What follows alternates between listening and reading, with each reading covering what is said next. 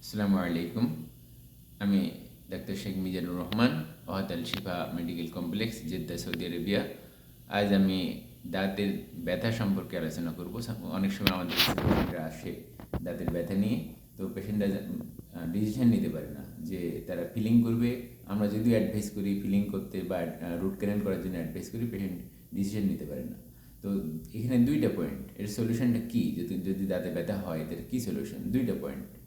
একটা হচ্ছে যে যদি ব্যথাটা অল্প সময় থাকে, কয়েক মিনিট স্টে করে ব্যথাটা থাকে, তারপরে ভালো হয়ে যায়, তাহলে ওই সব ক্ষেত্রে খালি ফিলিং করলেই চলবে।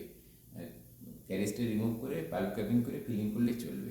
আর যদি ব্যথা লং টাইম থাকে, আধা ঘন্টা বা 1 ঘন্টা বেশি সময় থাকে, স্টে করে ব্যথা স্টার্ট করার পর থেকে ব্যথা লং টাইম থাকে, তাহলে ওটা রুট ক্যানেল করতে হবে কিংবা দাঁত ফেলতে হবে, যে কোনো একটা।